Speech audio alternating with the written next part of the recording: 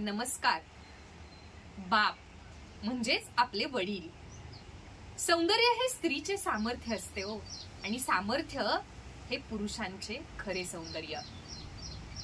हेच पुरुष म्हणजेच आपल्या कुटुंबातील कर्ता करविता, आपल्या कुटुंबाचा कणा. आणि ह्याच बापाचं आपल्या लेकी बरोबर नातं किती अतूट असतं, किती दृढ असतं, हे मी तुम्हाला शब्दात वेगळं सांगण्याची गरज नाही.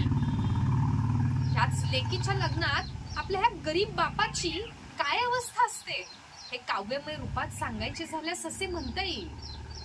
साखरपुड्याच्या साडीमध्ये मुलगी असते नटलेली, गरीब बापाच्या सदऱ्यात मात्र बनियन असते फाटलेली, पायात चप्पल असते तुटलेली, बाजारात पत असते घटलेली, लावून खिशाला कात्री, त्याला हवी असते फक्त आपल्या लेकीच्या सुखाची खात्री.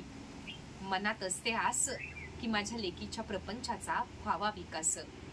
डोळ्यात आसू, ओठावर मात्र हसू, पोटात असते भूक, मात्र चेहऱ्यावरती दाखवावा लागतो प्रसन्नतेचा लूक. जाऊन बँकेच्या दारी कर्ज घेतलेलं असतं घरादारावरी, ठेवून सर्वस्व तारण तो जातो प्रत्येकाला शरण. आणि जिवंत असतानाही भोगतो यातना मरण, जिवंत असतानाही भोगतो यातना मरण.